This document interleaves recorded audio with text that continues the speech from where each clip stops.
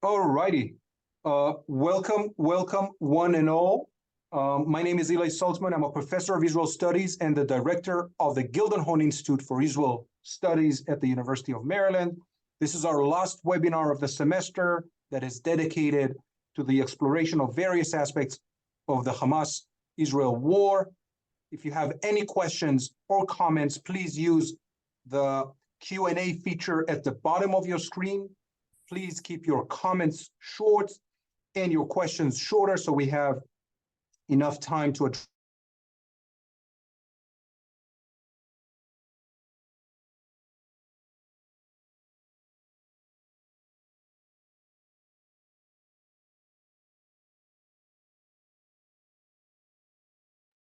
It got stuck. Is it only me? Same for me. Eli is stuck. Board member with SIP. They were the ones who originally contacted us about the connection between the Israeli-Palestinian conflict and environmental cooperation, which aligned with our academic agenda this year, because for the first time in a long time, perhaps forever, we have a class that focuses on environmental issues, taught by one of the speakers today, Dr. Adina Friedman. I'll introduce her in a moment. I'd also like to thank Nidal Alice. Each of them and all of them together played a major role in making this event happen, and for that we are grateful. Lastly, I would like to thank Avis Koyman, our program coordinator, for all the hard work behind the scenes. She's truly the linchpin of the Gildenhorn Institute, and her commitment makes everything significantly better. I'm going to plug in one more event, the last event of this semester that will take place in person next Thursday, May 2nd at 6 p.m. at Taliaferro Hall 1126. That talk will feature Professor Ilan Baron from Durham University in the UK, who will speak about contested cuisines, food, and the Israeli-Palestinian conflict. As I said, this is an in-person event, and it will be held at our, what I call, the Hogwarts Library. If you're around College Park, please, hope you can join us. If you need more information and to sign up, go to israelstudies.umd.edu. Alrighty, so let's turn to present today's webinar. And this might sound kind of a bit out of sync with some of the ongoing realities on the ground in the region.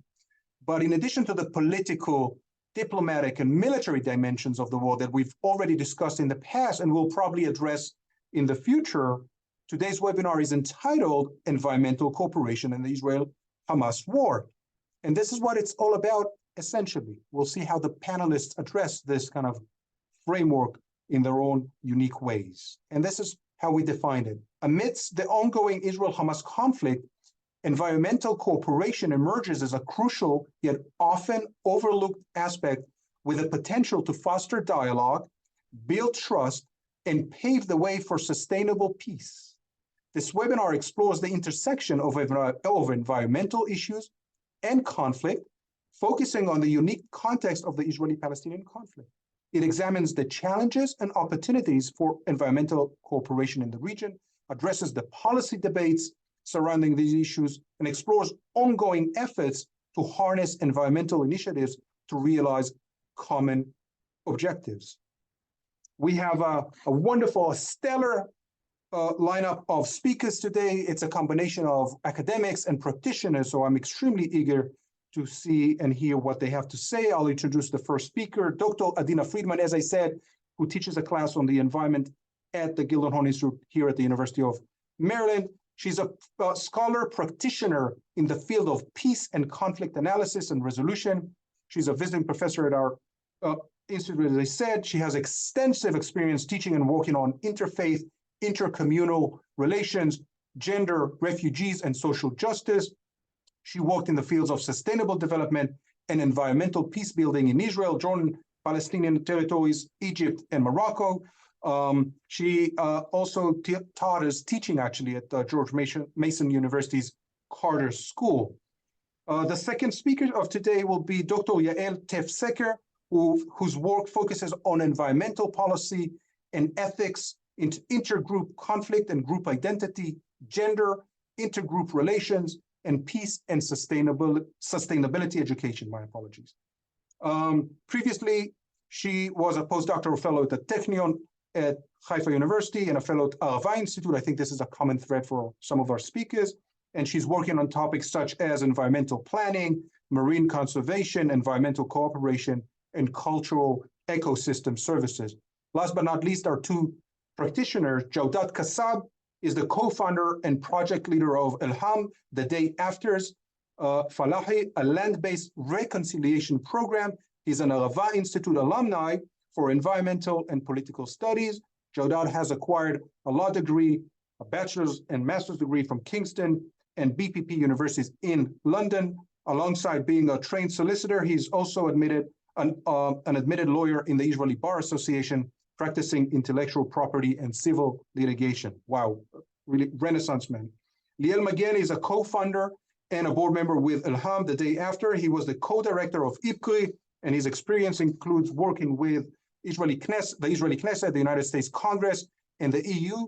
He's a regular contributor at the Forum for Regional Thinking, and he holds a master's degree in international development and a bachelor's degree in political science, both from the Hebrew University.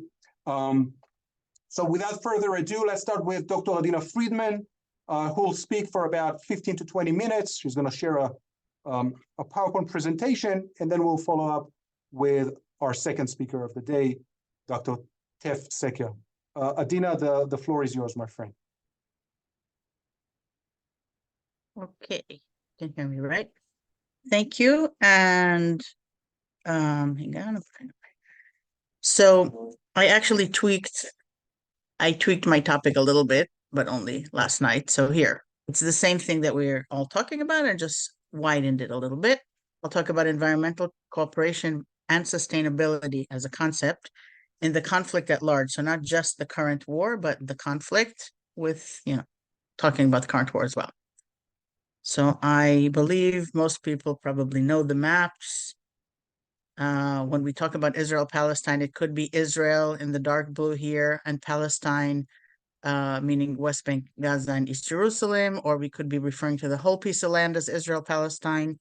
Either way, it's not a very big piece of land. It's actually quite small, and you can see from here more clearly that the main environmental resources are shared. So the Mediterranean coast, Gaza, Egypt, Israel, Lebanon, etc.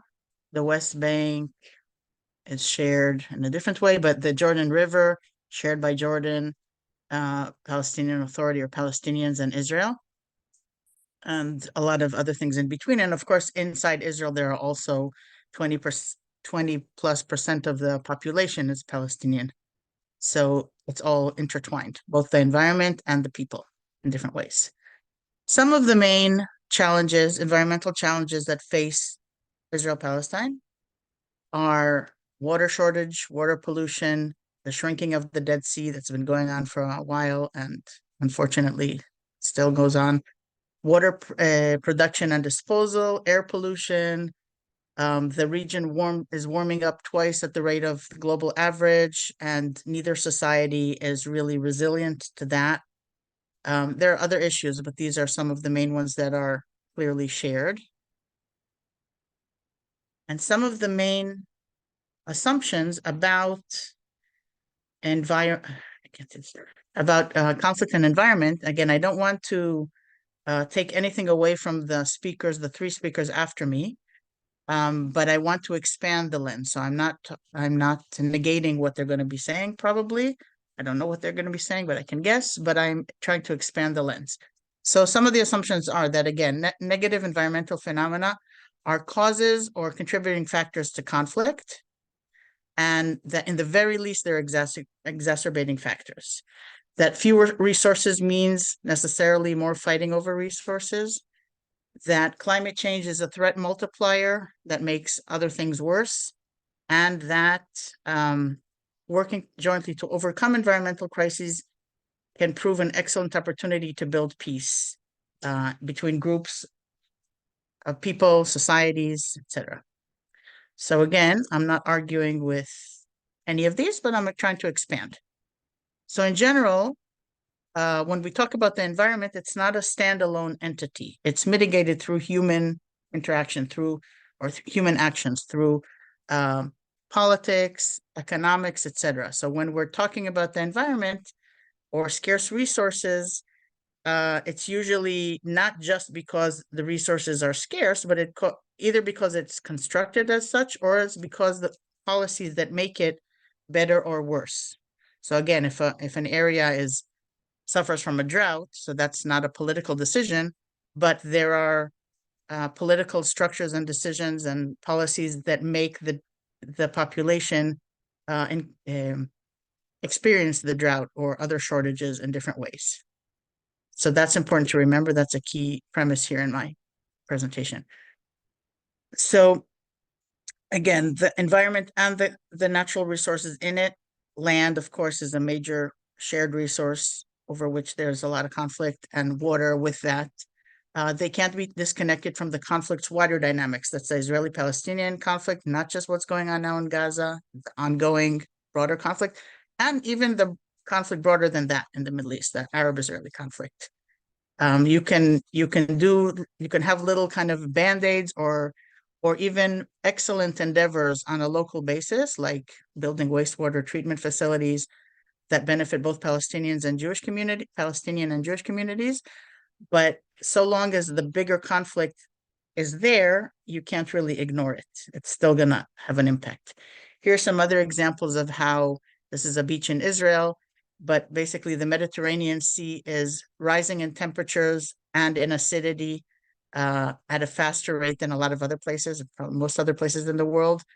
And that affects both Israelis and Palestinians who live along the coast. And this is pollution in Israel. There's also pollution in Gaza. There's also pollution in Egypt.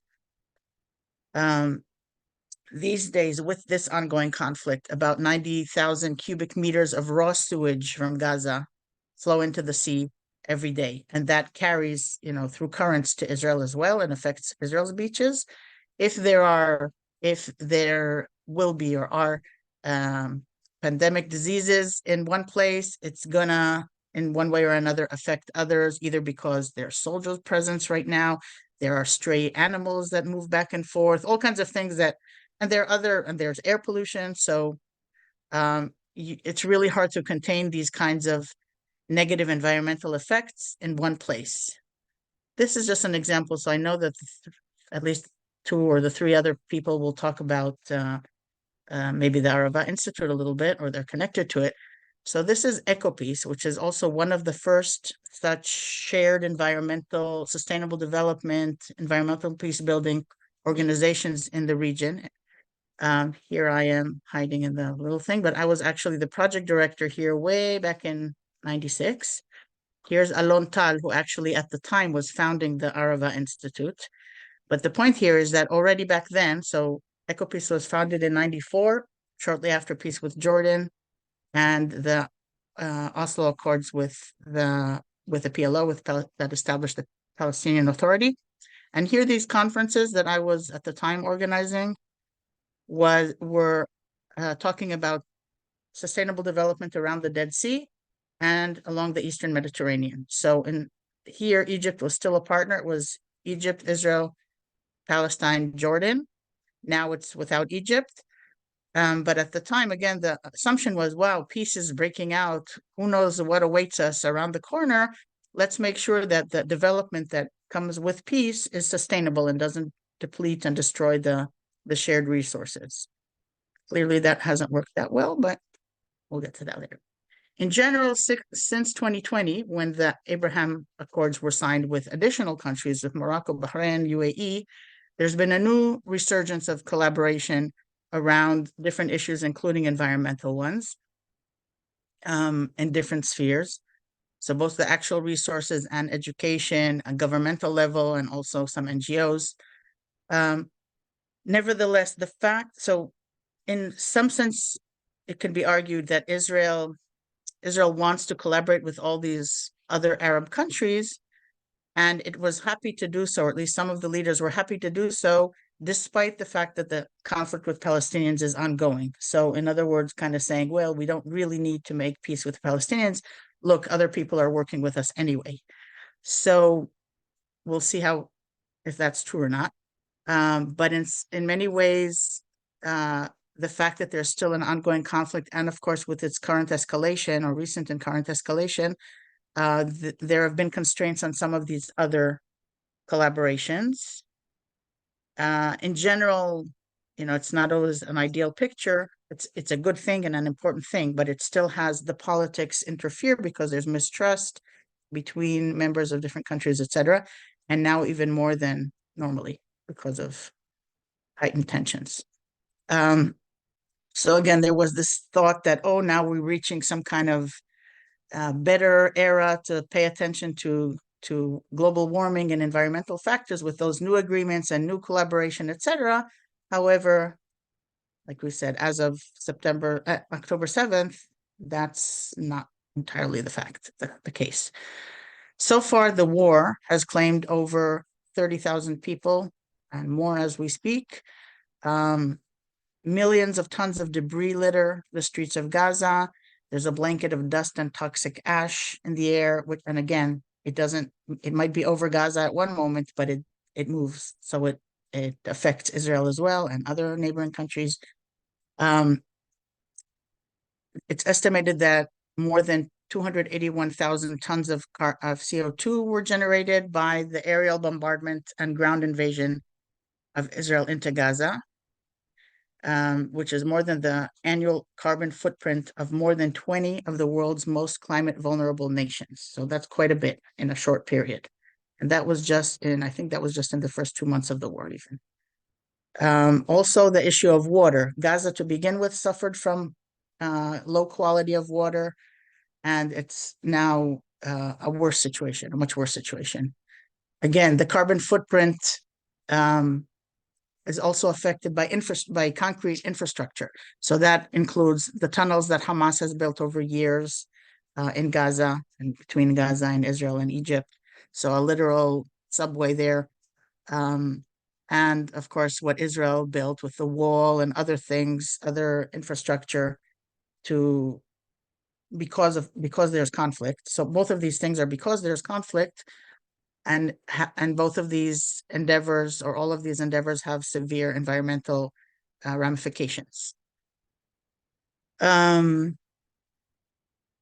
so again, most of the damage that I talked about was generated in the first 60 days of the war, or since Hamas's attack on October 7th, and the ensuing incursion. But there's since been more, and in general, these reports calculated CO2 from aircraft missions, tanks, fuels, making and exploding bombs, artillery, rockets, etc. This goes in both directions, but disproportionately, of course. So Israel does a little bit more of that, even though both parties are guilty of it.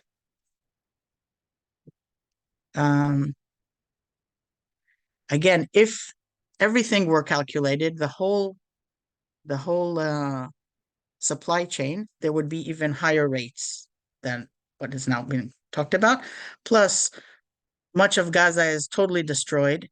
And to rebuild it, like I said before, construction is a major driver of global heating. And so there'll be, again, more aftermath when we're trying to fix things.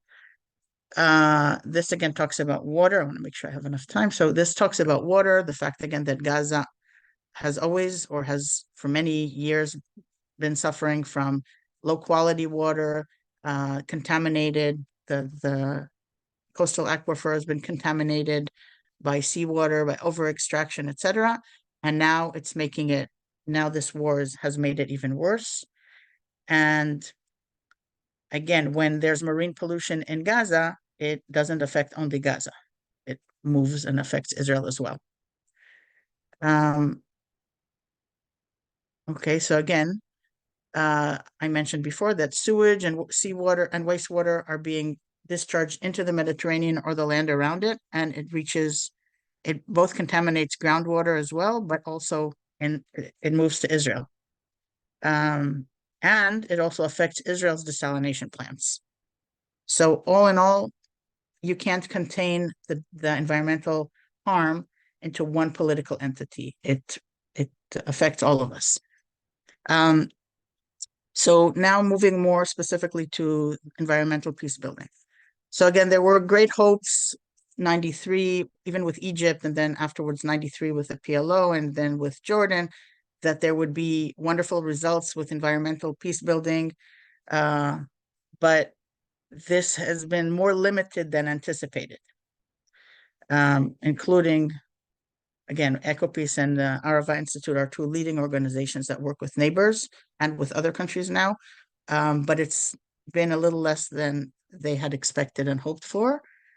And the current escalation and violence in a region that's already sensitive in terms of oil and gas, etc., is making things, again, amplifying them, making them even more dangerous and more consequential. Okay, so my claim is, again, maybe along the lines of what the other speakers will say, maybe different, that environmental peace building is important and critical, but not sufficient, because, but nevertheless, it's also an opportunity to look at it. The fact that there's still this ongoing conflict and there's also environmental peace building will allow us to look at a little bit more broadly about, or deeply about, at the effects of this work and what needs to still be done.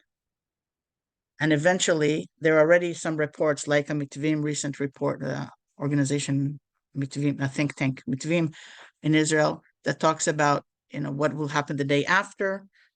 There are a few other excellent reports that are very recent about. So there are people thinking about this damage and what will happen next.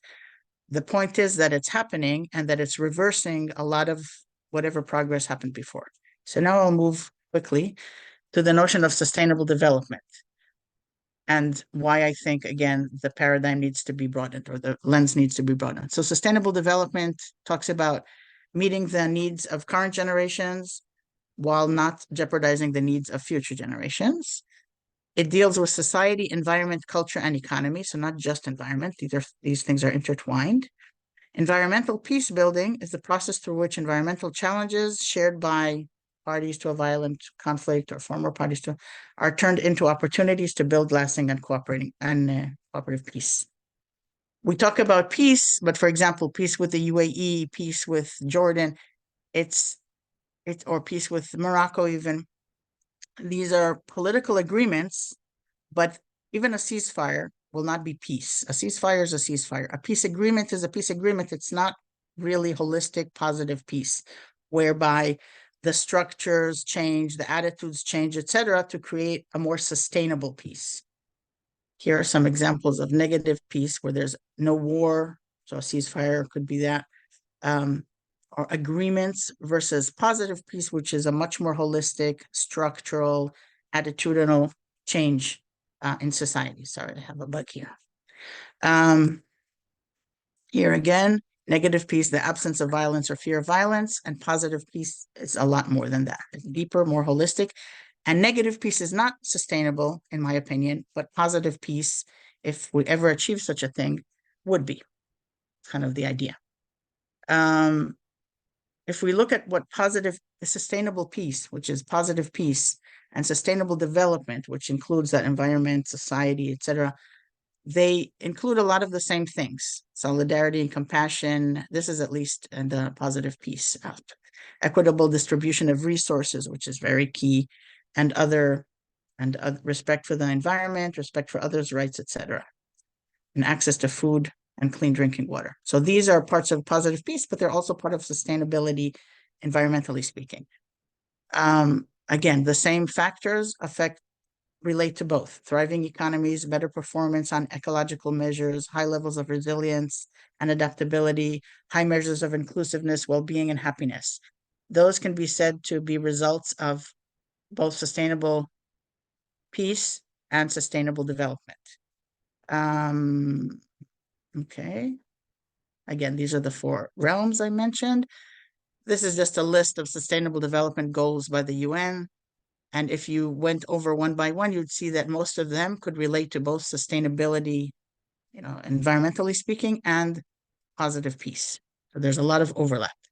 Again, true peace doesn't come from agreements alone. It has to be much broader, much more holistic, much more structural, and there's an assumption with environmental peace building that the environment knows no political boundaries. But again, it's been proven, I think, that wonderful thought is not enough when there are politics that come in the way. So this is a strange piece of art here, but basically, as opposed to saying environmental peace building is a catalyst to peace, I'm looking at sustainable peace building or sustainable peace and sustainable development as almost synonymous. Like neither can exist without the other. You can do, I see I'm running out of time, so. Okay, so sustainability is not just a matter of sufficient resources, but also equitable power relationships and equitable distribution. And that's part also of sustainable peace. So that's sustainable, yeah. In general, we go because here. In general, there have been attempts, for example, by Israel in recent years, and there's a report on that by Ecopeace just a few days ago, on how Israel and the UAE are working together towards peace, even though they don't share a border and they had no violent conflict between them. And even there, I think that's limited because, first of all, so long as the Israeli-Palestinian conflict is not resolved in any kind of satisfactory way, satisfactory enough to both parties, all the other kinds of cooperation that Israel has with other countries will still be limited. Plus, even with a country like UAE or countries, there's a limit because there's a lot of potential, excellent potential in collaborating around environmental issues. But if you looked at sustainable peace, neither country has that.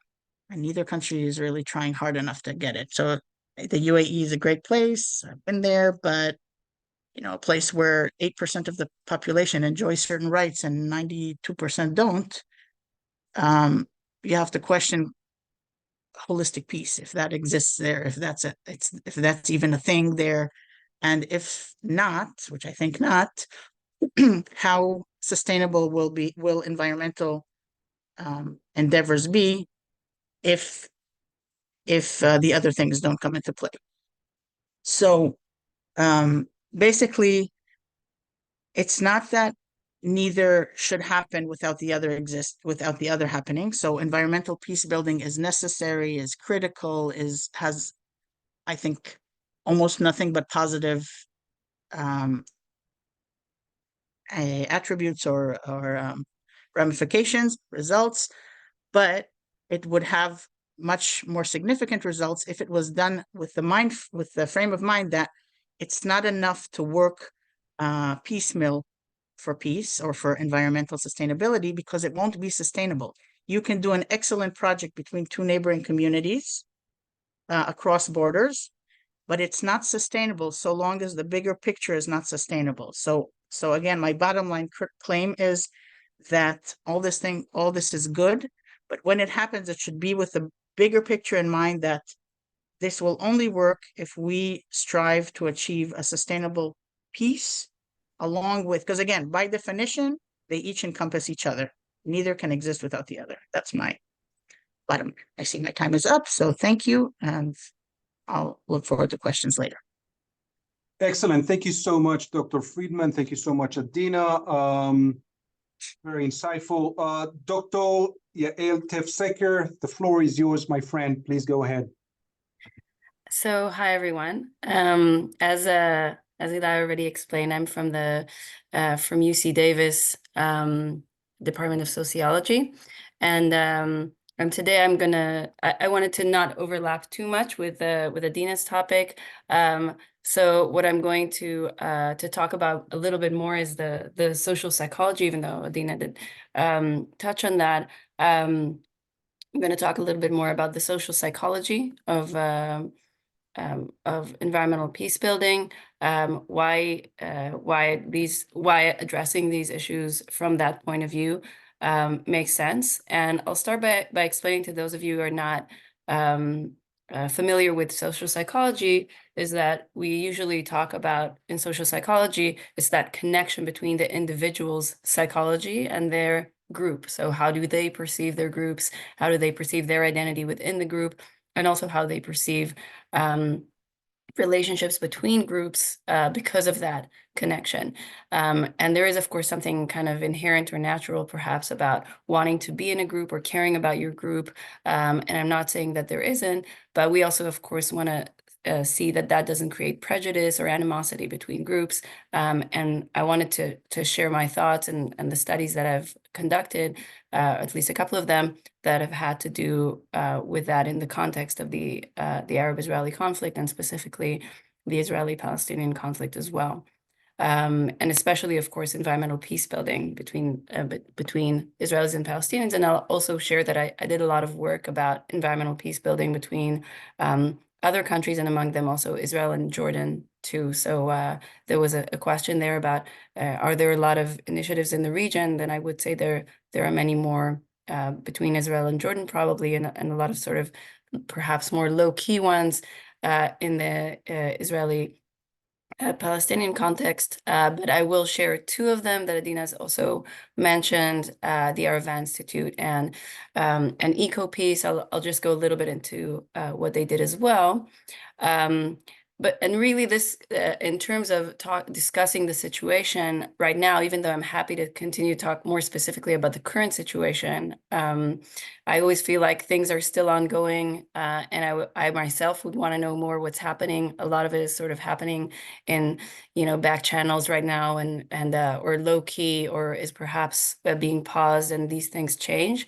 So I'll be talking predominantly about the past and the future, and a lot of the criticism about the leadership on both sides in many ways, but especially the Israeli leadership, has been that there's not enough planning for what will happen tomorrow, what will happen after there is a ceasefire, and how will we progress to something that's more sustainable, environmentally speaking, but of course also socially, politically, and for the safety of everyone. And so I wanted to think a little bit about that together, and see again what lessons have we learned, what are some ideas from scholars around the world and specific to this area that could perhaps help us understand the situation better, and give us some ideas perhaps on how to move forward. And especially, what have we seen that's already been working, that's already been more resilient despite significant flare-ups a lot of the time. And I know that the situation we're in right now is the most dire we've had for decades now. But the only thing we can learn from is other experiences and past experiences in the region, and of course current projects that we're seeing. So I hope that we can shed some light on that, and have, if not an optimistic, then I would argue at least a pragmatic approach to how do we continue tomorrow, how do we continue in a few months from now. And if I had it my way, again, tomorrow or yesterday, of course, but what do we already know? So I've written a little bit about it, and the link is down there if you'd like to see kind of a shorter version of the larger report that we had about this for Mitvim, which Dina's also mentioned. But I wanted to share, again, a few of the insights that we can already see. And if you take away anything from this lecture, I'm very happy for you to take this in terms of the connection to this specific case study. So what do we already see working in terms of environmental collaboration between Israel and its neighbors overall? So this would include Jordan and even Egypt sometimes, as well as the Palestinians, but also specifically with the Palestinian Authority and with other Palestinian NGOs, for example. So one of the reasons that these things have the potential to work better than other kinds of initiatives, and why they are specifically a very good and important step right now to see in the region in terms of peace building, are the fact that they are, I'm sort of going to assume that everybody agrees that working towards a better environmental status is a good thing, okay? So how are these kind of initiatives good for political reasons, for the peace building part? Part of the reason why they work and why they're less controversial is because they're generally seen as less political than other joint initiatives. at times at least, it doesn't necessarily require one side to be dependent on the other, as we might see with energy production, for example, which is often more controversial in terms of dependence on, especially of Palestinians on Israel or of Jordanians on Israel. It's also seen as again less political, because if you think about it in comparison to thinking about land distribution or water distribution, even though of course water management, co-management is part of environmental initiatives. But if you think about, in comparison to dividing Jerusalem, environmental cooperation is a relatively easy thing to agree upon, and has much less resistance among the two sides. And this includes politicians, and it includes the people on the ground. Importantly, I'll tell this to especially US students, in this region, we don't really see environment as being something that's controversial or seen as politically affiliated as it is in the US. So even the most right wings, a lot of the right wing people on both sides would agree, or at least a center would agree that improving environmental status and conservation are good and worthy goals, and those are not considered something that's too controversial and especially not considered political. It's seen as what everybody wants, predominantly speaking. So we will see lower public resistance because of that. We'll also see that this is something that can be good for earlier phases of peace building. So even under a situation of conflict, especially, of course, sort of the more low-key conflict, where people don't endanger themselves just by being physically in the space of the other. But even in those situations, because of emails, because of the option of air travel and so on, we do see, and again, the borders are not as kind of as strict as some people may think, especially if we're thinking West Bank and Israel. We will see that this can be good for the earlier phases of peace building, because it doesn't have necessarily a high political price, especially, and because it's something that people are kind of like willing to agree on, or that's easier to agree on right from the get-go. And there's also a lot to win from that. There's also a lot to gain, especially for usually the Palestinian side, but not only. Arguably, both sides really want and need a healthier environment. And this can affect groundwater, it can affect soil quality, it can affect a lot of different things. Can affect the cleanliness of seawater, which is important both for desalination and of course for beaches and tourism and recreation, which is so very important. If we just see the children of Gaza now, for example, going to the beach and the families going to the beach. I don't know if you've seen the photographs, but just imagine what kind of relief and what kind of well-being that can add to in a situation that is so difficult right now. But again, even during more peaceful times, this is something that can be really important to people in a cultural way. So it connects to a lot of very important and very worthwhile goals that both sides will have for themselves and for oftentimes very vital needs in the Middle East. It can connect to things like clean water, clean energy, and just energy as well, to agriculture, tourism, and overall resilience as well.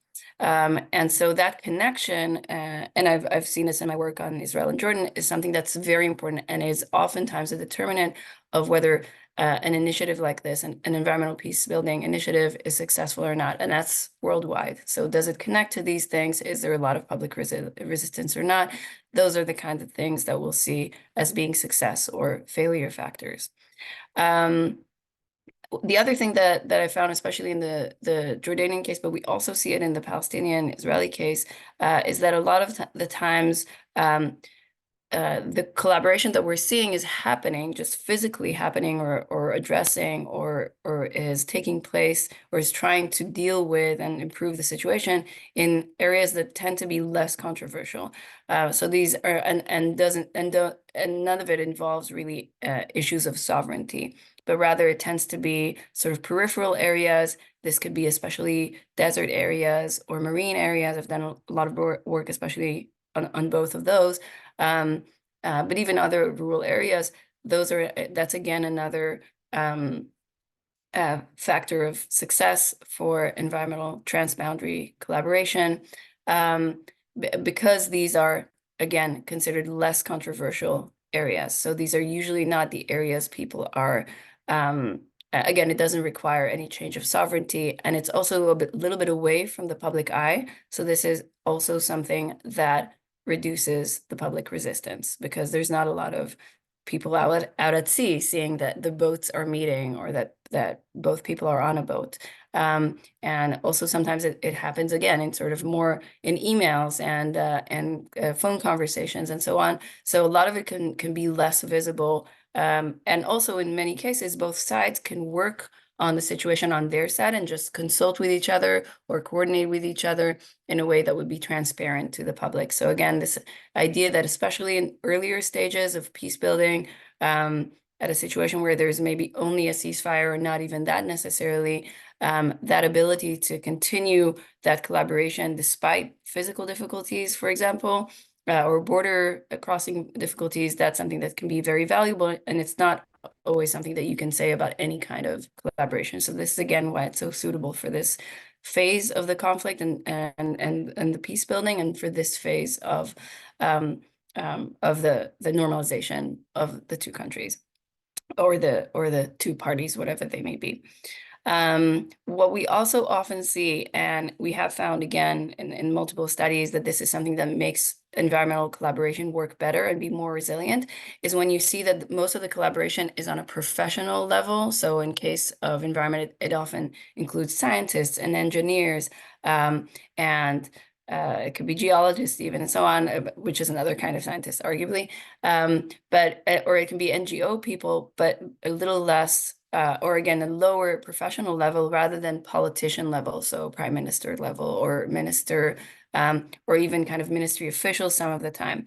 It's the people who kind of like are there to do the job, and they tend to care more about the project necessarily, or more about the needs and so on than only a political career, or how things might look like to the public, or where they should put in their resources to gain more public support, but they can really focus on the issues. And then a lot of them care deeply about the environment. That's one thing that of course binds them together, but oftentimes they also see the need and the importance of that collaboration, whether it's politically or environmentally speaking. And so that professional level allows them to focus on that rather than to focus on the conflict, or be deterred by the conflict. It doesn't mean that it doesn't happen, but it means that in comparison to politicians, it happens less. Again, there's something about urgency that we found is a success factor, as you may imagine. The more urgent the situation is in terms of environment, the more likely it is to lead to a successful environmental collaboration, because both parties hopefully understand that they have to collaborate on this in order to get the results that they have to have, not just want to have. And so a sense of urgency, because of course urgency is something that can, in some ways, it can be objective and in some ways can be subjective. But some sort of real urgency or real problem a lot of the time, or real need for rehabilitation, as we see, of course, now in Gaza. I don't mean to say that we want to see that. I just mean that when we see that, we see people coming up with very creative solutions, and more people willing to sacrifice time and energy, and even, again, political status, in order to gain what they can gain from that collaboration. We sort of see scientific and management cooperation that are really needed as well. So there's sort of a need for that coordination. So when you see that again, or when you recognize that need, you'll see, of course, more collaboration. And importantly, what is supposed to happen, and what hopefully does happen, is that people realize that they are, much like in the current situation, in a lose-lose situation right now, where everybody's losing. They're losing lives, they're losing environmental quality, they're losing sustainability options, they're losing resilience. And the idea is that you switch from a lose-lose situation, or you see a horizon where you can switch from a lose-lose situation to a win-win situation. And so in those situations where it's very obvious that people are losing both sides are losing from lack of collaboration, from the conflict. When the more obvious it becomes, the more we will see them perhaps think of a future where we can go towards win-win. So if you take anything from this lecture, I hope it'll be this slide, but I do have a few more because I wanted to go just a little bit into the theory that is behind what I'm talking about and some of the ideas. So after World War II, the social psychologists wanted to understand what is at the basis of prejudice. Does it have to happen? Can we stop it from happening? And how do we stop it from happening?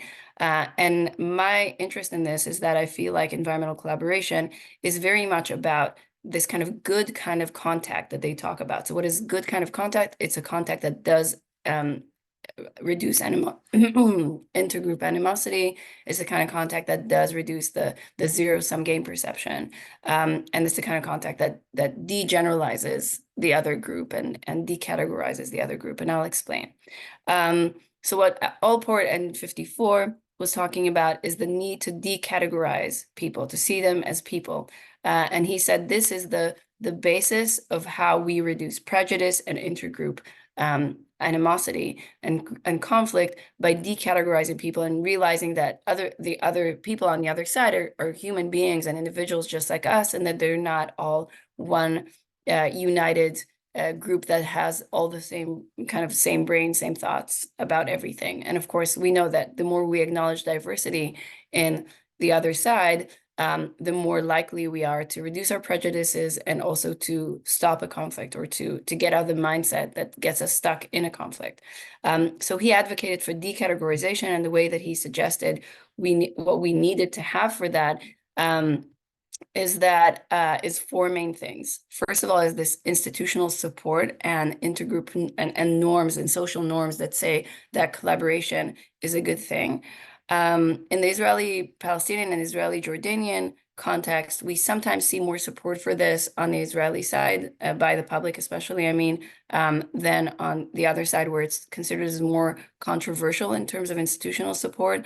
I'm not saying I'm blaming anyone. Again, this is those two nations have very different power dynamics, of course, but we will see this, and sometimes we will see this also from the kind of stronger side, whatever strong is in that situation, where you will see less objection in terms of the institution, perhaps because they have less to lose from collaboration, at least in terms of social perception of the conflict, right? So like, I'm not willing to collaborate with them, or I am willing to help them or collaborate with them. And it has a lot to do also with the group narrative. The other thing is that they say that we should create situations of close contact where people get to know each other on an individual level and talk to each other on an individual level. And arguably, these kind of environmental initiatives create close contact. Oftentimes people meet, sometimes for extended time, sometimes it's in the field or in a new place where they're usually not used to being, and that creates very close contact. So I would argue that the contact hypothesis, this idea that if you have good close contact, you will reduce prejudice and you will have more peace building, definitely applies to the case of course, environmental peace building. And especially does. You'll also want equal status. So we also see that very often. You will see either kind of people from NGOs from both sides, and again, very much on the individual level. And oftentimes you'll also see scientists that are, again, not necessarily perceived as lower or higher than anyone, but keeping it, again, on a sort of a level playing field. I do want to address the fact that sometimes you have some imbalance in terms of some people may have on one side it's a PhD, on the other side it's a master's degree or something like that, and that especially the more socially powerful group or politically powerful group will sometimes have perhaps more resources or more access to more advanced knowledge or databases and things like that, and that can create some inequality. So I want to realize that complexity. But still, the idea is not to create a situation of oppression or forcing one side to do something else, but to actually collaborate on what could be ideally equal footing. The other thing that they found was very important is having some sort of, to reduce prejudice, is when you have codependency or cooperation between the two sides.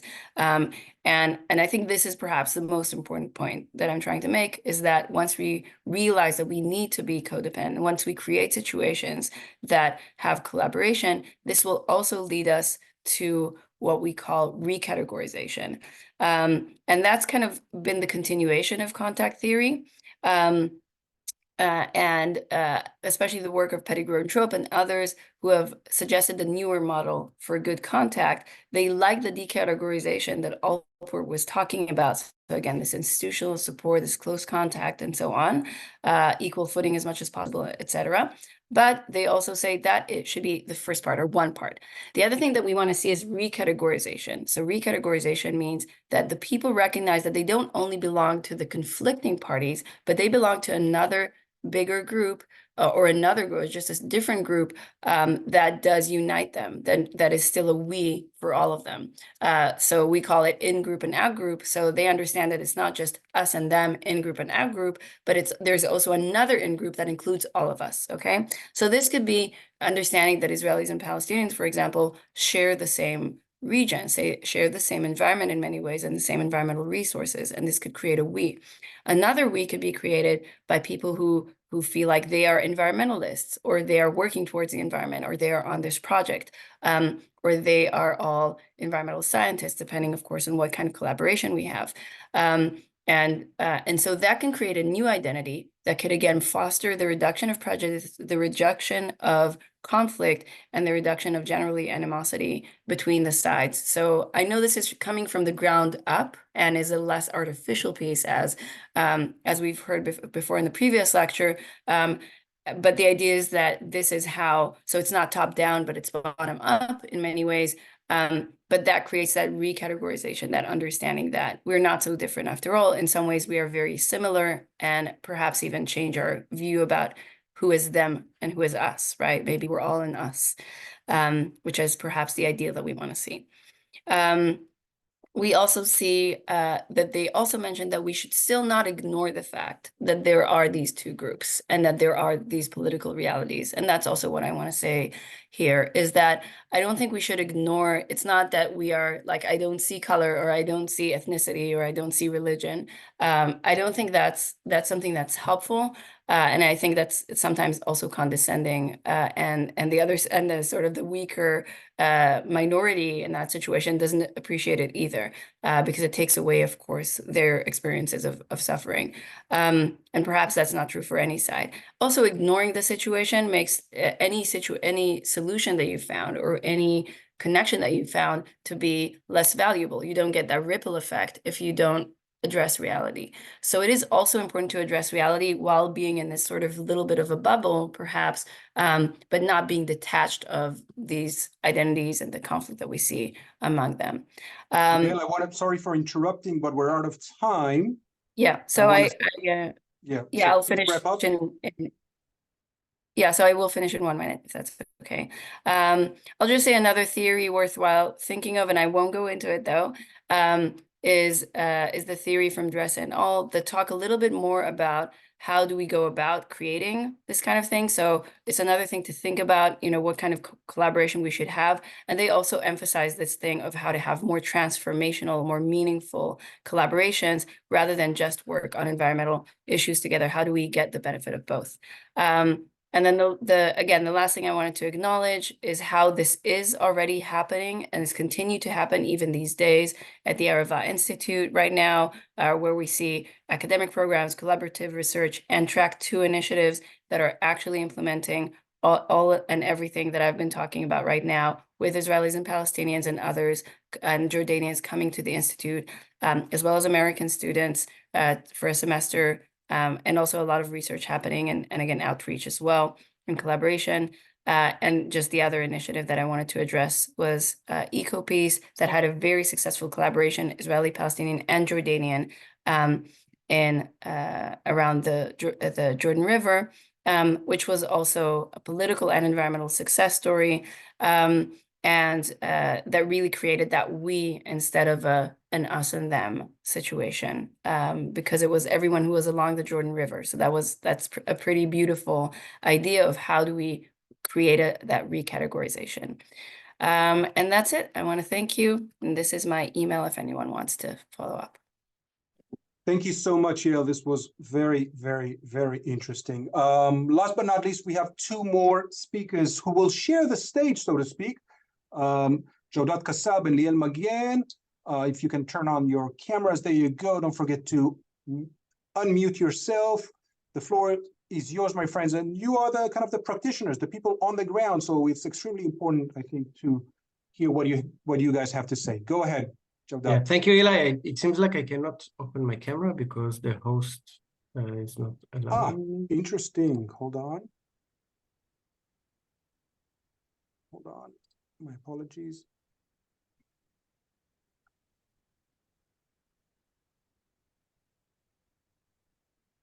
It seems like everything is working.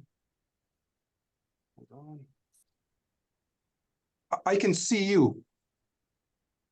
Jawdat, I can see you. Yeah, for me it says you cannot start your video Liel, because my apologies. the host has stopped it. Yeah. Hold on just one second. My apologies. I don't know why. There you go. I think you should be able now. There, yes. My apologies. There you go. Thank you, Eli, and thank you, Yael and Adina, for speaking before us. You set up a good framework for us telling about what we are doing. We're trying to bring a more experience from the ground. And I must say that outside of the theory, the experience of the ground right now in Tel Aviv is a heat wave, the strongest heat wave in the month of April that was measured for 85 years. And this is something, of course, shared between Israelis and Palestinians. But besides that, the feeling in the land is like of extreme amount of pain, something that we cannot really process or even understand where it goes because it never ends. So I really want our time really to speak about how it was for us to be here in this time and kind of getting out of the academic terms. It's not a reality that we speak about, but it's a reality that we live in. So I must say that for me, after many years of working in peace building, I found myself in October 7th in an extreme surprise and shock and pain. I actually was traveling abroad and I woke up in the morning of the 7th with a call from a Palestinian friend asking me if I was in the party. And I didn't know what he's talking about. But as I started connecting my family and friends and the news, I understood the extreme devastation, the violence that took place. And almost there were days of me exploring and understanding more people that I know that got hurt or even got killed from that vicious attack. And as time passed, I also started contacting my friends in Gaza. And in the beginning saw their big worry that they have regarding the future, and then with time seeing the great devastation that is happening in Gaza and trying to help them or their families to get out.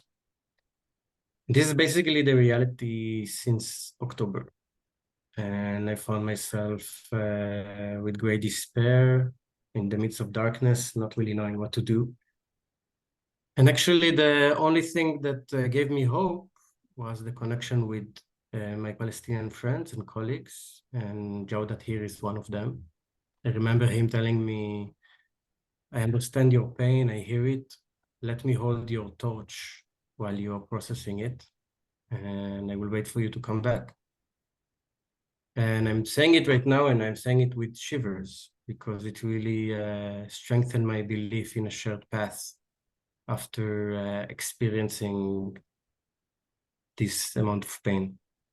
And we are still trying to walk this path and trying to understand what it means. And sometimes I try to find answers in the policy level, something very institutional. And sometimes I bring the focus to the relationships between people. And I think Gaza specifically always put us in this question. Are we able to look at the darkest side the siege, the bad reality in Gaza, the extreme deterioration in all levels in the last 15 years, or even 20 years? Or is it something that we neglect on the side and we don't want to touch it up until it explodes? You can think about it when we think about Gaza, but also in general about the environmental conditions of living in this country or generally in the Middle East in these years, with high demographics, desertification, water scarcity, food insecurity, waves of refugees, civil wars, and everything you can think of. But also, as presented by Yael and Adina, Gaza also show us how interdependent we are. The water is Gaza, or the Sea of Gaza is shared, of course, with Israel. And sometimes the sewage from Gaza harms the desalination plant in the south of Israel that Israeli water sources are highly dependent on it. But not only this, like Palestinian workers from Gaza used to work in Israeli farms. Israel used to be connected in the economy with Gaza for many years, for decades or even centuries, as Dotan Alevi writes. The food in all sides of the Green Line is depending about the ability of all people to grow food or import or share food in some aspects. And our future is really shared, and it's a question of what we're able to do with it. And this idea of environmental interdependence was really at the core of different projects that I tried to be involved in my work with the Arava Institute after graduating in 2010, and later on with other organizations that I helped to form. With the Arava Institute specifically, I remember in the first years, we tried to work with Bedouin communities in South Hebron Hills or East Jerusalem, trying to offer them technology in biogas or even solar panels.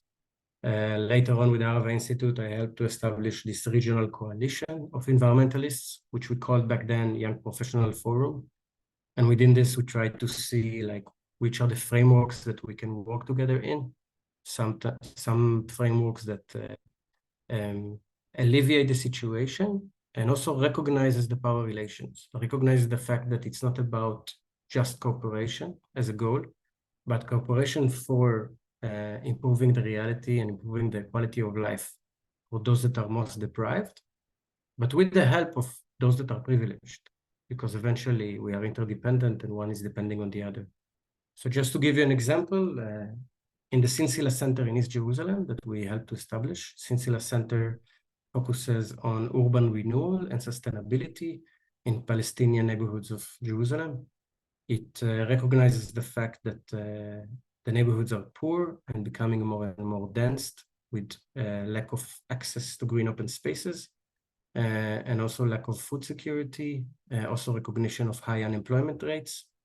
And the idea was to give vocational training and environmental green jobs to women that today are basically generating income through giving classes and courses in sustainability, but also mainly in production of biodynamic honey, which they produce more than 1 ton a year with more than 100 women in the cooperative. But the idea was to focus on the most deprived population, to give expertise from the Israeli side mostly, but to recognize that there is a need, first of all, to empower those that are disempowered.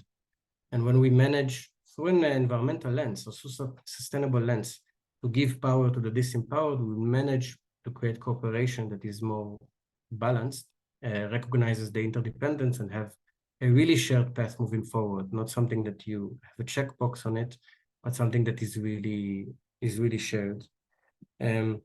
At the same time, whether in Sinsila or in YPF, we had strong questions about the sustainability of these projects. As we can see in another project that I followed for many years with a partner from YPF, Amidst. They created a project called Solar Box that brought solar panels to different buildings and houses in Gaza. And after reaching hundreds of roofs, Basically, when the war of Gaza started, this project is almost completely destroyed. So it's a question there of which projects we'll manage to build, which are really sustainable in a place that is all the time conditioned into eruption or escalation of another war. And it's a question also that I put here in front of us. I think in the last months, we try to move out from the big institutional level or policy level and try to find a way of a bit facing the relationships that were harmed since October. There was mistrust, there was pain, as I said. It was very difficult to keep this organization working together.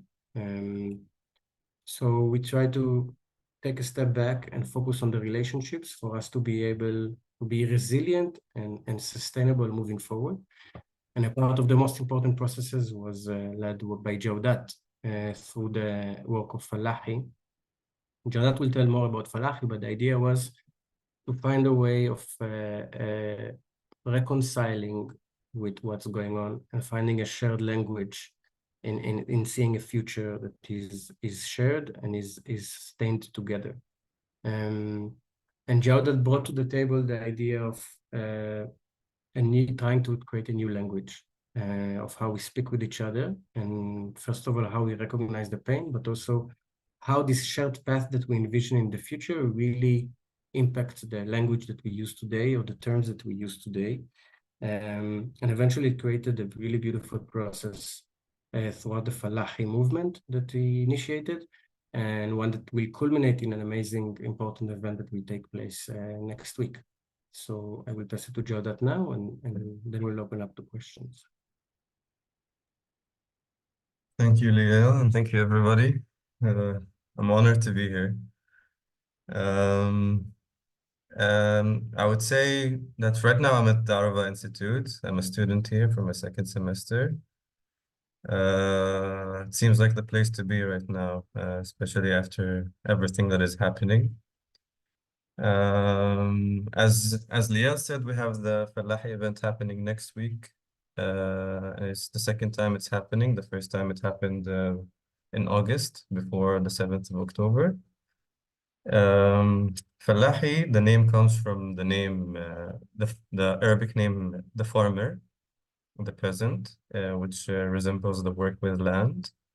It's an interactive cultural event where the main purpose of it is trying to shed light on the patterns of oppressive regimes, and it's accessible to all people who are interested in getting to know this information.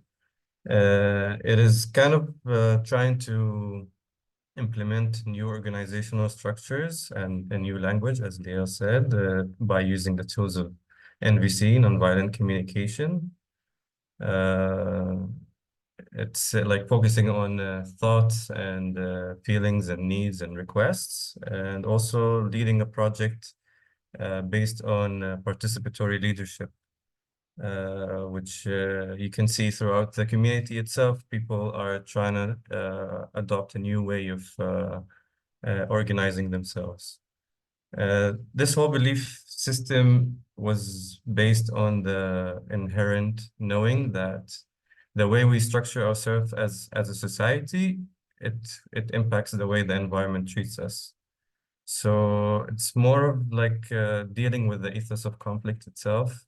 You can see a lot of people from diverse backgrounds coming into these events and actually addressing the elements of dehumanization and seeing for themselves how you can actually turn the us versus them into an us, or giving a common objective to everyone and shedding light actually to what it means to be in cooperation with each other.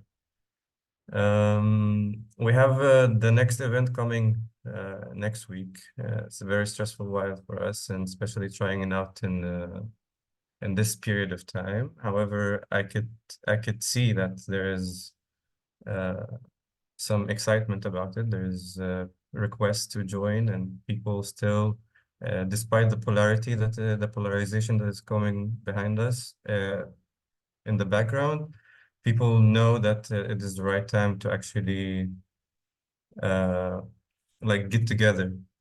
I don't want to say more. Maybe I'll leave it for questions. Don't. Excellent. Thank you so much, Daudad and Liel, for sharing. We had some technical issues at the beginning, and just most recently now with Liel's video feed. So I just want to say thank you to Peter Ornstein, President of Sustainable Israeli-Palestinian Project, SIP, and Ilan Sachs, who's a board member with SIP. They were the ones who originally contacted us about making a kind of organizing an event dealing with connection between the environment, the Israeli-Palestinian conflict, and cooperation. I'd also like to thank Nidal Alice. Each of them and all of them together played a major role in making this event happen, as I said. So I apologize for any technical issues. We had some renovation done on our network here. Apparently it wasn't as efficient and as effective as it was. I'd like to ask the other speakers to turn on their cameras so we can have this. And not only is an apology, but also because he was first, I'd like to put forward Peter Ornstein, who's the president of SIP. And he has a question. Thank you all for a very informative program. He has a question for everybody, but specifically for Jaudat and Liel. And it's as follows. There are many grassroots efforts by small organizations and individuals to build connections between Jews and Arabs and between Israelis and Palestinians. In your experience, are these efforts effective? And how resilient are those connections when trust between groups is ruptured due to violence or war? So we're going to start with Liel or Jaudat, and then we're going to move to Yael and Adina. Go ahead, Liel, Jaudat, feel free to chime in. Yeah. Jared, you want to say? You want to start? Please. No, go ahead. If something's missing, I'll say something. Yesterday I met with a close friend of mine. She's also involved in important environmental initiatives. She works in the Heschel Center in Tel Aviv, and also advisor of Dov Hanin, which is a very important person in generally the environmental movement. And she told me something that was very beautiful. She told me that she speaks with Dov on a regular basis, and it tells her that hope is not something you're waiting for. It's a political agenda. It's also a political perspective. Yeah. And if we are desperate or we choose to declare our failure, we basically give all the power to the other side. And instead, we need to, especially in this time, to continue to do what we are doing and what we've done. Not because it's not because we can see maybe the outcomes right now, but because we believe that eventually these outcomes will come up. So I know that is in very painful times that we are at, it seems that these efforts were ineffective. But eventually, as I said, these efforts may be are the only ones to maintain connection between the sides. And although it's very difficult for us to imagine, maybe manage to avoid or to stop the option of the situation becoming even worse. The work of standing together, for example, across the country since the beginning of the war, I believe was very crucial in stopping the spillover of the war to the mixed spaces within Israel, whether they're shared marches or like the tolerance squads that they had in mixed spaces, or whether the conference that they've done throughout the country over the last months, or even with the demonstration they organized, they managed to create a shared language, a shared path that maintains the relationships, and one that gives people hope instead of like just leaving the whole reality for the other side. And so, yeah, that's what my answer for it. Did you know that? Yeah, I would like to add that the question itself is kind of like it sets me for failure in a sense. Like it's kind of expecting such grassroots to deal with the aftermath or the ongoing struggle of a situation where a lot of people are investing a lot of money, a lot of effort, a lot of emotion into making it happen. And it's kind of counterproductive to actually pinpoint, shed the light on these grassroots instead of like actually investing more in this type of work. So we're very limited in resources, and still you can see that it is something that is very needed. And as Leo said, it will help, I believe, to tell people that we share the same mood in a kind of sense. So just to follow up and just to perhaps Yael and Adina Friedman, can you talk about the prospects of resilience? Can cooperation transcend, endure conflict? If you can talk about kind of perhaps a historical perspective, perhaps the 1990s post-Oslo, and then the second Intifada, what happened there? That would be awesome to try to contextualize it and see what the prospects, what are the possibilities now. Adina, you want to go first, my friend? Sure, but my dog is barking. Okay. So first of all, I've been in peace work for 40 years, I don't know, almost 40 years in different capacities. And the reason I'm still in it and doing what I'm doing academically is because I started off the grassroots. And I have also, like Liel and Jodat, and I'm sure Yael, friends who, same thing, that a source of strength to have these kinds of cross boundary friendships that are real friendships. So when we talk about sustainability of projects, I think one of the things, I don't know if I'll answer this here, but I think one of the things we need to look at is how sustainable relationships are. So for example, a lot of the kinds of projects that or programs that happen over the years don't build sustainable relationships. They don't focus on that. So just going to conferences together or just meeting once, that's not sustainable friendships. But sustainable friendships change people's lives, even if they haven't yet changed the big picture. And so they're necessary, but not sufficient. But the relationships have to be like, there's nothing anybody could tell me about Palestinians that would make me think differently of Palestinians, because I know better. I have people to talk to. If I hear something from my media, I know whom to ask from the other parties. Doesn't mean that I can't change it or have different opinions on specific events, but there's no kinds of prejudice or us versus them, as Yael talked about, that would convince me, because the experiences that I've had are irreversible. They're sustainable for life. And there need to be more. I think one of the missing links in a lot of projects over the many decades that they've been happening is building those kinds of sustainable relationships between people that withstand the negative news and withstand. And so on the big picture, it hasn't made the impact that it needs to make, because here we are in this conflict. But on a personal level, I'm sure that everybody here knows how significant, how much it's changed their lives, our lives, and how sustainable those kinds of things are, and why, and that's what makes us do what we do. Because again, like Liel said, or who said, Liel or Joda, but hope is not an option, or somebody said, hope is not an option for those of us who are part of this conflict. And one of the ways to overcome hopelessness, let's say, is because we have friends and meaningful relationships, and those will never change, I don't think. I know from my friends that won't change.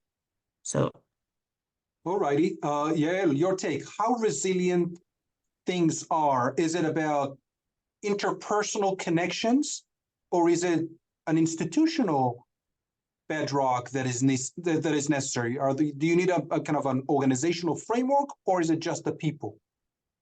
Well, I think I entirely connect to what Adina is saying. I think she reads the situation entirely correctly, at least in my experience. But I'll also say institutions are also people. And so you'll see people in the leadership places. You know, an obvious example for me is Dr. Tariq Abu Hamid, who I'm also have kept in touch after I've left the Arva Institute to go to the US. But I also know other people from the Arva Institute, again, from the leadership. So much of their work is based on those personal connections with sometimes it's just like 5 or 6 people, but through those people you get to know the other people and so on. And so you need those champions, okay? You need people who are deeply invested and have sincere, a really sincere passion about making things happen, who do have the social skills too, I'll also say that, and have the charisma, the kind of good charisma, let's call it that, to do those things. But I agree, so much of it is personal connections. It's I even know Ellie Gruner, for example, from the Arava Institute, has also said to me, yeah, you know, make sure you go to the weddings and ask them about their kids, you know, their new grandchild and things like that, because that creates that connection. Just like, you know, when traveling and meeting together in conferences or in other kind of field work, as I said before, that close contact is so important, not just for reducing prejudice, but also for just making these things resilient, even in these very, very desperate times of conflict. And I will say I've had a couple of colleagues, not from environmental cooperation, by the way, who have always stayed in touch and have actually, we've always respected each other and knew that we were in the same place. But I had a couple of colleagues in the US that just kind of decided to, despite my kind of very, let's go with pro-peace thoughts, decided to sort of like stop engaging and communicating. And that, of course, kind of also showed me that that wasn't a strong relationship to begin with. But I actually do feel that around environmental work and around the Israeli-Palestinian environmental work especially, I've created, you know, strong connections. And I know other people have created these really strong connections that do make it everything so much more resilient. And that's almost the only way to continue that, even through such a hard conflict as we're seeing right now. Yeah. Ila, you're muted. My apologies, sorry. One of the questions from the audience was, how can populations be encouraged to prioritize environmental concerns or needs when there is continued violence? So in other words, can you decouple the violence from the economic, or in this case, environmental cooperation that is necessary? Anybody, any thoughts? Feel free.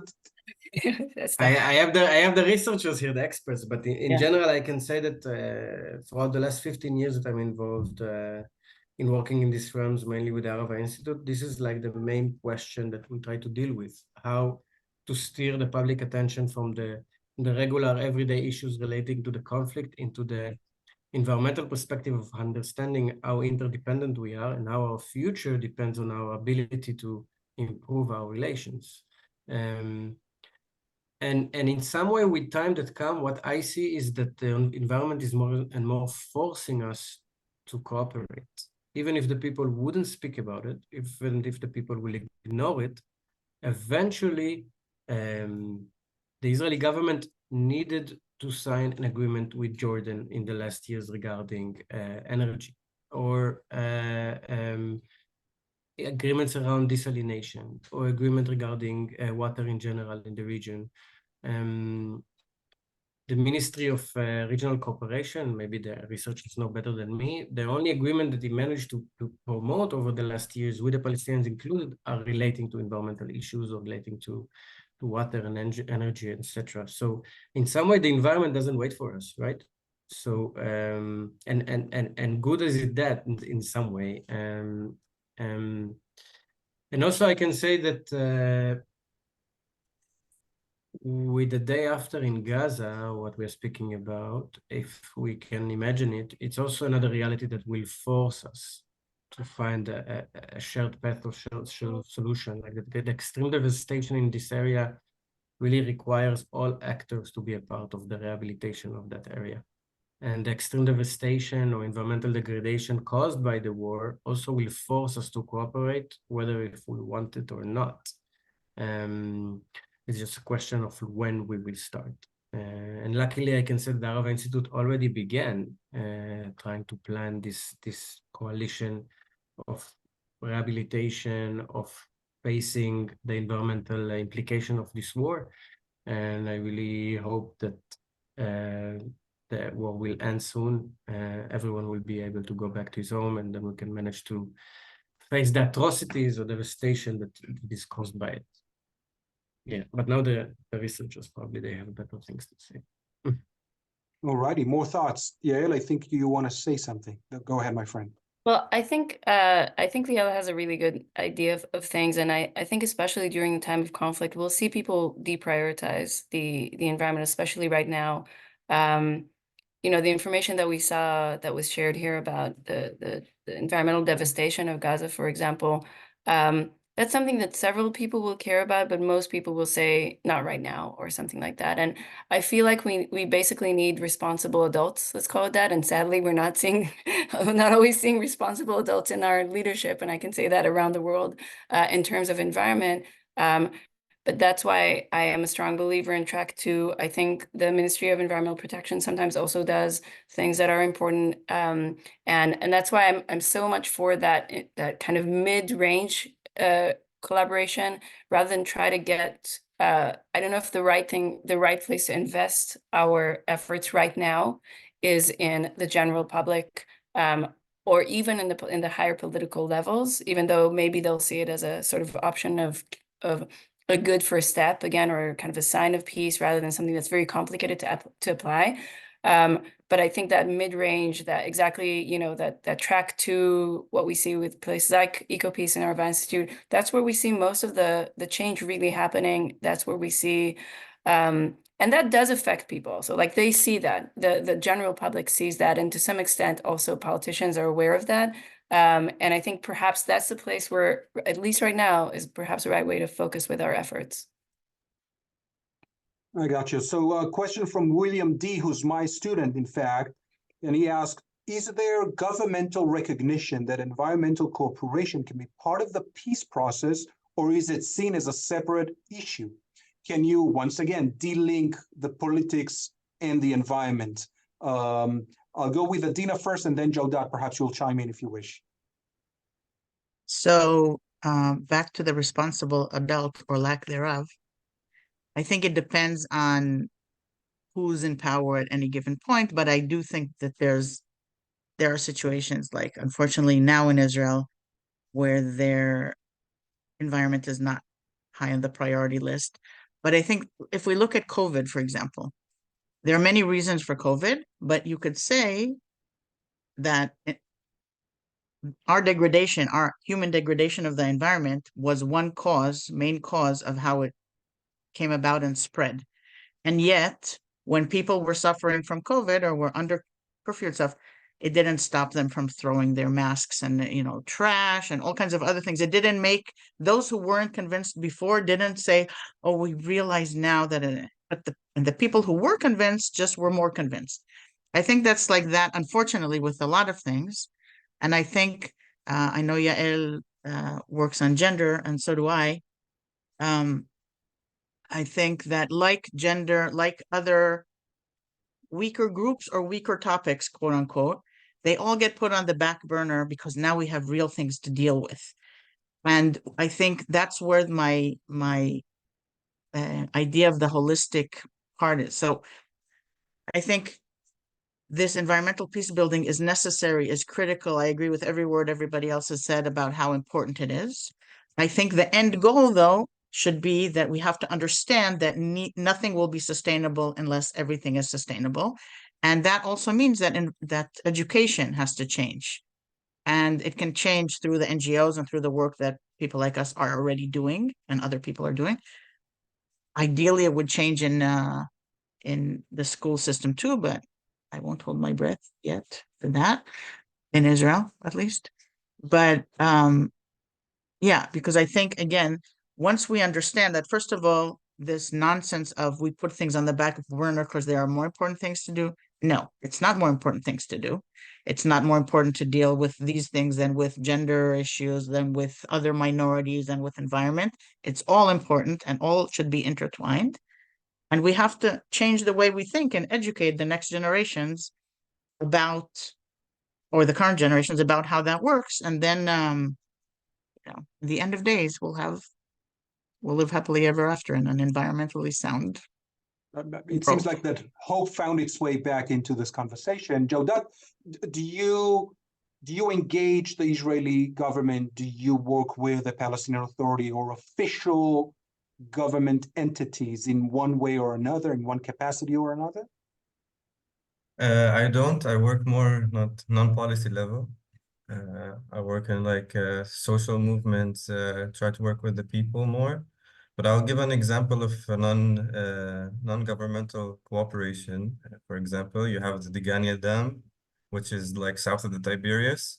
And that dam controls the amount of water that goes into the Jordan River, which is shared by Jordan and the West Bank, all the way south of the Tiberias. So all the water is redirected into the National Israeli Reservoir, even though that the 70% of the water that Israel uses right now is desalination water from the Mediterranean Sea. So this is some example of non-cooperation of environmental situations between the countries, because if the implications of that on the Jordan River is that only 5% of it is actually the quality is just 5% of what it used to be, and 50% of the Dead Sea is actually not there anymore. Around these percentages, I'm not quite sure. So if there was, let's say, a holistic approach to it, we will just open the Degania Dam and let things happen. But there's power dynamics, and there you can see an example of a water resource being used as a leverage. This is one example. So I don't really personally, I don't engage in this stuff because, you know, if there's no environment, there is no politics. Which takes me into like going into directing into a more socio-environmental aspect, and I think this is the way to do it. Yeah.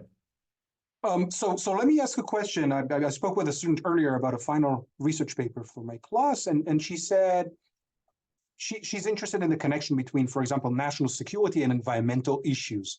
So my question is there a case where the environment or sustainability was weaponized within the context of the Israeli-Palestinian conflict? Can you use that to make all kinds of political claims as an additional kind of domain of conflict? I don't know, for example, you can talk about, it's kind of off the cuff, but charcoal production in the West Bank or national parks in the West Bank. Is that another field where Israelis and Palestinians, or perhaps Jews and Arabs in Israel proper, kind of engage in this kind of conflict, albeit indirectly or in a different way? Yael, you nodded, so please go ahead. Yeah, I know that at the very least around water, we're sort of seeing conflict about that. We're sometimes seeing settlers dispose of the stories I know about, especially is dispose irresponsibly of waste next to water resources that Palestinians drink or get to the Palestinian part. I also know that in the collaboration that has actually been around for a very, very long time on the aquifer, on the mountain aquifer between Israel and the West Bank, often on the down low, I also want to say, even during very difficult times, and I wonder how things are these days as well. But part of the problem, there was a bit of a conflict there, even though there was co-management, because the Palestinian side wanted more freedom, they wanted more equitable division of that water. But on the Israeli side, it was seen as if they were digging walls in a way that's sometimes irresponsible. And so there was a little bit, even within that collaboration, there was a little bit of conflict around that.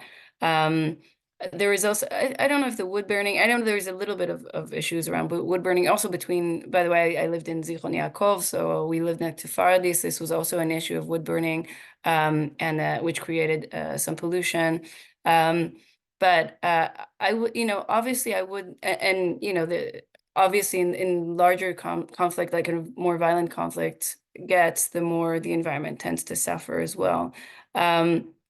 So and although there's always, by the way, the very interesting phenomenon where you actually get situations where, because you have a lot of buffer and security zones, and even areas that are sort of firing ranges, which are a lot of them, by the way, for example, in the south of Israel, used by the military. Weirdly, conservation there works actually rather well because it's very controlled in terms of human uses. And we sometimes get the flip side of that, where we get like those kind of areas, the no-go zones and the demilitarized zones, like in South and North Korea, where there's weird kind of like military protection, basically, because of the situation. But of course, that's sadly, I wish, that, I mean, I don't wish anything. I don't wish to have conflict in order to have better conservation, but all I'm saying is sadly, and especially in this conflict, of course, we're seeing much more devastating situations. We had the terrorist kites coming from, or the fire kites coming from Gaza into Israel, which was, of course, and this is where I want to go with this. They're really harming both sides. That's, of course, part of the problem. They're not just harming the other side, they're harming their own side eventually. And I think some people sometimes use this as well. I want to be careful. We want to stop, obviously, we want to stop any kind of, detrimental uses of the environment. But I think we need to be very careful to do it as a we and as something that helps both sides, rather than use it to flame the conflict or to flame animosity and to show how whatever side it is, right, if it's the Palestinian side or the Israeli side, just to show like we are the right ones and we are the victims and they are the ones who are unreasonable and so on. I just think we need to be very, very careful with that. Even as we sort of admonish irresponsible behavior, we need to think about it as how do we do it? How do we do it better as a region and as taking care of our joint environment as well? All righty, so we're pretty much out of time. So with your permission, I would say I'd like to thank each and every one of the speakers on this panel. This was extremely insightful. I learned a great deal about that. Once again, I want to thank each and every one of you, Peter, and as well as Peter Ornstein, Alan Sachs, Nidal Alice, and obviously Avis Koyman, our program coordinator over there. Thank you so much for your time. I know it's late in Israel. We appreciate your insights, both as practitioners and as academics who had some practitioners' history there, some of you at least. Thank you so much for coming today. Thank you so much for attending. All the best to you all. Stay safe. Thank you.